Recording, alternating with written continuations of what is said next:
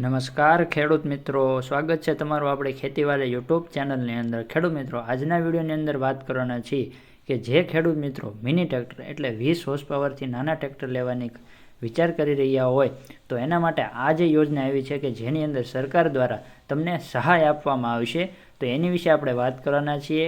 કઈ તારીખથી ફોર્મ ભરવાના શરૂ થવાના છે, ખેડૂતને કેટલી સહાય મળશે એ, અથવા મિની ટ્રેક્ટર સાથે મિની જે સાધનો હોય કલ્ટિવેટર છે, ટેન્કર છે, તો એની અંદર કેટલી સહાય મળશે, સહાય ભરવા માટેની છેલ્લી તારીખ શું છે, એની અંદર ડોક્યુમેન્ટની શું શું જરૂરિયાત રહેશે, એની વિગતે આપણે વાત કરવાના છીએ. અને જો આપ આ ચેનલમાં નવા હોય અને આવા જ ખેતીને લગતા અવનવા વિડીયો સૌપ્રથમ મેળવવા માગતા હોય, સરકારી યોજનાઓ છે, પશુપાલન છે, બાગાયત છે, તો આપણી ચેનલને ભૂલ્યા વગર સબસ્ક્રાઈબ કરવાનું ભૂલશો નહીં. તો ખેડૂત મિત્રો, બાગાયત વિભાગની અંદર આપ જે છે આજ રોજ તારીખ 1/12/2025થી આ યોજના શરૂઆત થયેલી છે, જેની અંદર કૃષિ યાંત્રિકરણમાં પ્રોત્સાહન કરવાનો જે કાર્યક્રમ છે એ અંતર્ગત તારીખ આજ 1/12/2025થી લઈને તારીખ 10/12/2025 સુધી જે છે ખેડૂત મિત્રો ઓનલાઈન અરજી એની થવાની છે.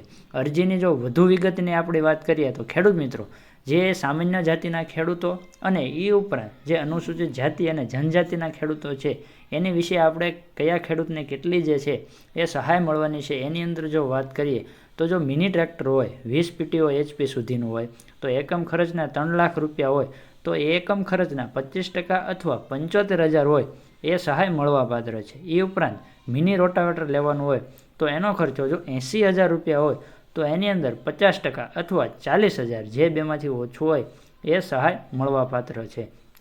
કલ્ટિવેટર જે મિની આવે છે એ જો લેવાનું હોય તો જો 20,000 રૂપિયાનું હોય તો એની અંદર 50% લેખે એટલે 10,000 રૂપિયા જે છે સહાય મળવાપાત્ર છે. જો મિની ટ્રેલર હોય તો એની અંદર જો 80,000 રૂપિયાની કિંમત હોય તો એના પણ 50% લેખે 40,000 ખેડૂત મિત્રો સહાય મળવાપાત્ર છે. અને પાણીનું ટેન્કર જે મિની આવે છે એના એકમ ખર્ચ જો 80,000 રૂપિયા જોઈએ તો એના પણ 50% લેખે 40,000 રૂપિયા ખેડૂત મિત્રો આ સામાન્ય જાતિના ખેડૂતોને મળવાપાત્ર થતું હોય છે. હવે વાત કરીએ અનુસૂચિત જાતિ અને જનજાતિ માટે, તો મિની ટ્રેક્ટર આપણે 20 PTOથી એટલે આપણે 20 HPથી નીચા કે 20 HP સુધીને જોઈએ તો એકમ ખર્ચના 3 લાખ રૂપિયા હોય તો એ એકમ ખર્ચના 50% અથવા 1,25,000 રૂપિયા સહાય મળવાપાત્ર છે.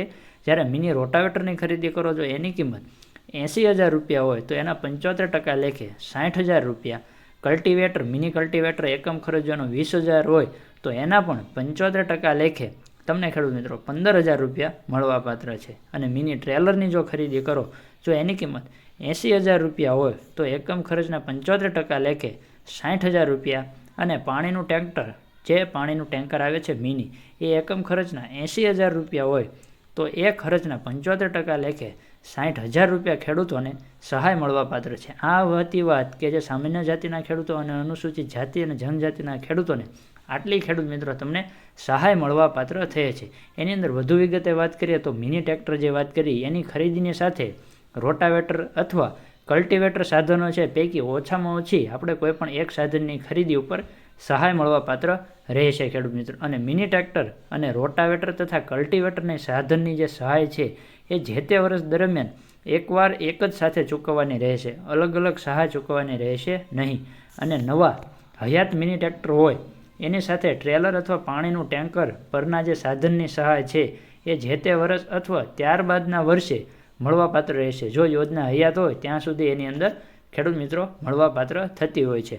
હવે ખેડૂત મિત્રો વાત કરીએ તો આ અરજી આપણે કઈ તારીખથી કઈ તારીખ સુધી શરૂ થવાની છે, તો આ ખેડૂત મિત્રો તારીખ 1/12 એટલે આજ રોજથી લઈને તારીખ 10/12 સુધી યોજનાની અંદર ફોર્મ ભરાવાના છે. અને જો ડોક્યુમેન્ટની વાત કરીએ તો ડોક્યુમેન્ટની અંદર જાતિનું પ્રમાણપત્ર છે, આ ખેડૂતની જે અરજી કરવાની હોય છે એ આ જ્યારે આપણે દસ્તાવેજ જમા કરવાનો હોય અરજી સાથે એના છે, અરજીની નકલ છે, હાથબાર આંઠ છે, આધાર કાર્ડની નકલ છે, જાતિના દાખલાની નકલ, જાતિ અને અનુસૂચિત જનજાતિ માટે દિવ્યાંગનું પ્રમાણપત્ર લાગુ પડતું હોય તો બેંક પાસબુકની વિગત અને અરજદારનો અરજી સાથેનો જે સાધન ખરીદ્યું એની સાથેનો ફોટોગ્રાફ, જો સંયુક્ત ખાતે હોય તો સંમતિપત્રક, ખરીદીના અસલ બિલ, RC બુક, વીમાની નકલ, લાભાર્થી સાથેનો ટ્રેક્ટરનો ફોટો, ટેન્કરનો ફોટો, ટ્રેલરનો ફોટો, કલ્ટિવેટરનો ફોટો અને રોટાવેટરનો ફોટો જેની ખરીદી કરી હોય એનો તમારે ફોટો આપવાનો રહેતો હોય છે.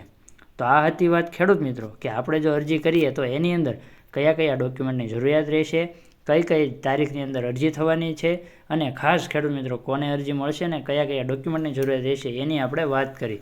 અને જો કોઈ તમારા પ્રશ્ન હોય તો જરૂરથી કોમેન્ટ કરવાનું ભૂલશો નહીં.